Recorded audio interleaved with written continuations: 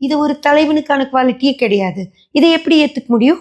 நான் இருக்கேன், உங்களுக்கு நான் எல்லாம் செய்வேன் அப்படின்னு சொல்ற ஒரு ஆள், இந்த மாதிரி குடும்பஸ்தனா இருக்க வேண்டிய ஒரு ஆள், அந்த குடும்பத்தை மீறி இன்னும் சிலரோட நான் பழகுவேன் அப்படின்னு சொல்லி இருந்தா, நாளைக்கு உங்களை ஃபாலோ பண்ற உங்களுடைய விசிறிகள், விஜயோடைய ரசிகர்கள் நாங்கன்னு சொல்ற உங்களுடைய விசிறிகள் இந்த தப்பை பண்ணா நீங்க எப்படி தட்டி கேட்பீங்க?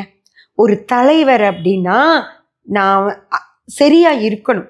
அதாவது சின்ன வயசுல லவ் பண்ணுறது, அதுக்கப்புறம் திருமணம் பண்ணிக்கிறது, அந்த திருமணத்தோட நான் மனைவிக்கு உண்மையா இருப்பேன்.